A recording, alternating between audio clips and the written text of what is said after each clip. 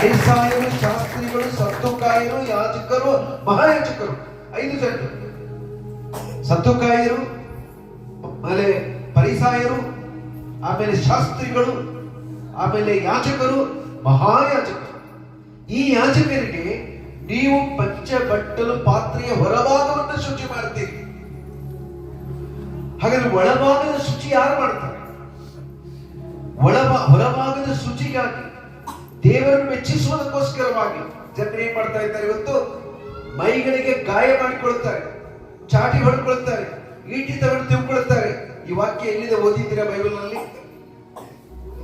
ದೇವರನ್ನು ಒಲಿಸಿಕೊಳ್ಳುವುದಕ್ಕೆ, ದೇವರನ್ನು ಪಡ್ಕೊಳ್ಳುವುದಕ್ಕೆ ಈ ವಾಕ್ಯ ಎಲ್ಲಿದೆ ಅಂತ ಹೇಳಿದ್ರೆ 1 ಅರಸುಗಳ ಪುಸ್ತಕ 18ನೇ ಅಧ್ಯಾಯ 28-29 ನೋಡ್ತೇವೆ. ಹೋದಮ್ಮ, ಅಲ್ಲಿ ಬರೆದಿದೆ ನೋಡಿ ಒಂದು ವಾಕ್ಯ.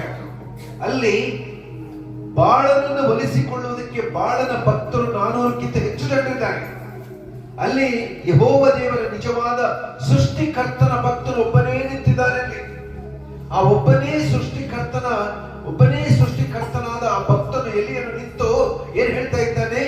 ಇವತ್ತು ನಿರ್ಧಾರ ಆಗ್ಲಿ, ಇವತ್ತೇ ನಿರ್ಧಾರ ಆಗ್ಬೇಕು. ನೀವು ಸೇವಿಸುವ ದೇವರು ನಿಜ ದೇವರಾದ್ರೆ ಆಕಾಶದ ಬೆಂಕಿಯನ್ನು ಸುರಿಸಲಿ, ಅಥವಾ ನಾನು ಸೇವಿಸುವ ದೇವರು ನಿಜವಾದ ದೇವರಾದ್ರೆ ಆಕಾಶದ ಬೆಂಕಿ ಬೀಳಿ ಬಿದ್ದು ಈ ಯಜ್ಞವೇದಿಯ ಮೇಲೆ ಅರ್ಪಿಸಿದ ಹೋರಿಗಳನ್ನ ಬೂದಿ ಮಾಡಬೇಕು. ಇದು ಅವರು ತೆಗೆದುಕೊಂಡ ತೀರ್ಮಾನ, ಆಹ್ವಾನ. 18ನೇ ಅಧ್ಯಾಯ ವಚನ 28 ನೋಡಿರಿ.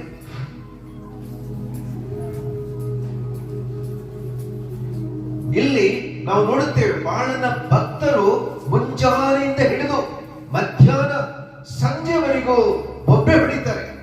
ಅವರು ಗಟ್ಟಿಯಾಗಿ ಕೂಗಿ ತಮ್ಮ ಪದ್ಧತಿಯ ಪ್ರಕಾರ ಈಟಿ ಕತ್ತಿಗಳಿಂದ ರಕ್ತ ಸುರಿಸುವಷ್ಟು.